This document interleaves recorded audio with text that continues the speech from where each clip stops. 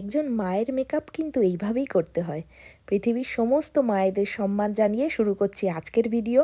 Hello everyone, আমি makeup artist প্রিয়া এবং আমি নিয়ে চলে এসেছি আবারও একটা নতুন ভিডিও।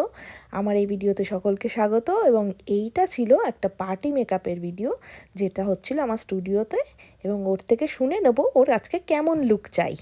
আচ্ছা তৃষিতা, আজকে কেমন করে সাজতে চাও? অ্যাকচুয়ালি আমি পুরোপুরি তোমার উপরেই ছেড়ে দিচ্ছি, বাট হ্যাঁ একটা রিকোয়ারমেন্ট বলেছি যে আমি ওপেনের ওপরেই হেয়ারটা, যেহেতু গাউন পরেছি তো ওপেনের ওপরেই হেয়ারটা আমি রাখতে চাইছি।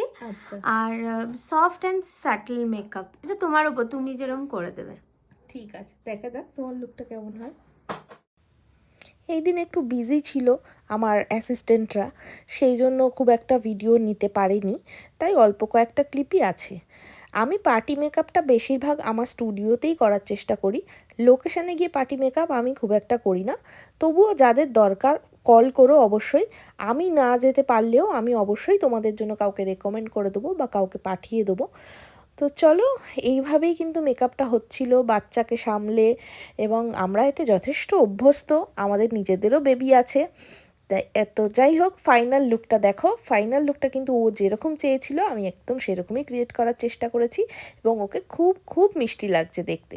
ও নিজেও কিন্তু খুবই স্যাটিসফাইড, এবং রিভিউতে শুনে নেবো ওর এই লুকটা কেমন লেগেছে। ঋষিতা, সেজে কেমন লাগলো বলো? দারুণ লেগেছে, আমি ঠিক যেরকম লুক চেয়েছিলাম দিদি আমাকে একদম এক্স্যাক্ট ওরকমই লুক দিয়েছে। থ্যাংক ইউ খুশি সো হয়েছো তো? মাচ, ভীষণ।